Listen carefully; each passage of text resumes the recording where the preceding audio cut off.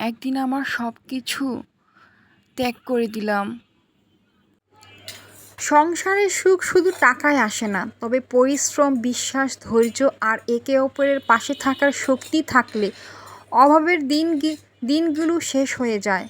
একজন স্ত্রী তার ত্যাগ আর একজন স্বামীর পরিশ্রম একসঙ্গে থাকলে ছোট্ট স্বপ্ন একদিন বড় বাস্তবায়নে পরিণত হতে পারে।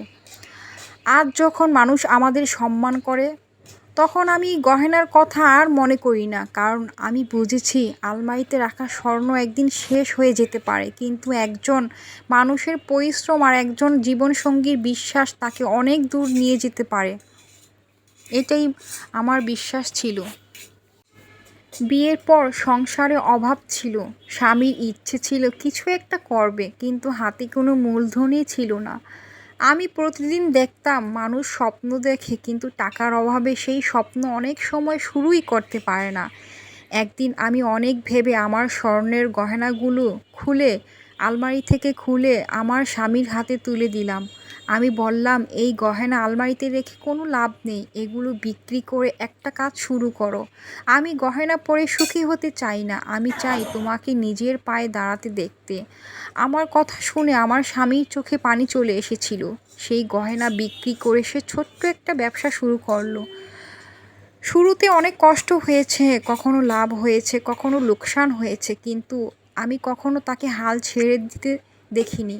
আমি শুধু বলতাম, ধৈর্য ধরো, একদিন অবশ্যই আমাদের দিন ফিরবে। আস্তে আস্তে ব্যবসা বড় হতে শুরু হলো।